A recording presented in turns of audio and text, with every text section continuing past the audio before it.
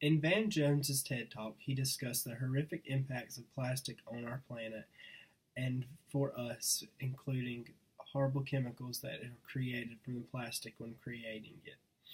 He said that many of these chemicals affect poor people first, especially in Cancer Alley. Poor people suffer from the making of plastic due to the harsh chemicals because and the effects it has on their bodies, because it can cause anything from cancer and lung issues and things like that. Recycling plastic especially means harsh chemicals are being created and burned because a lot of these bottles that are being shipped from America are being shipped to Asia and foreign countries. So all of the clean air acts that California has enacted and how they've tried to sustain their air is no longer clean because of the air being pushed from Asia over to the West Coast.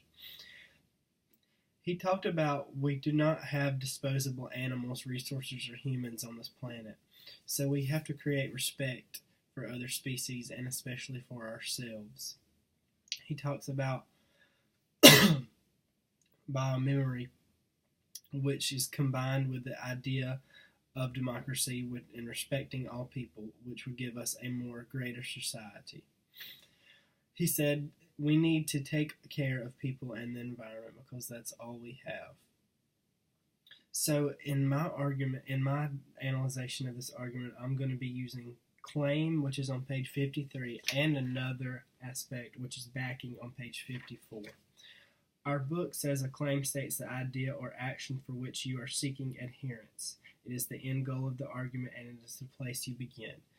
To me, all of Van Jones's responses are claims. So he also doesn't really use much backing, which I'll get into in a minute. In our book, backing is any support, specific instances, statistics, testimony, values, or credibility that provides more specific data for the grounds or warrant.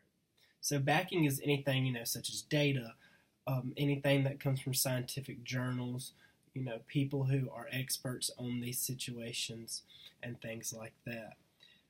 I don't believe that Van Jones had any backing to this because he never once mentioned any scientific data in his argument.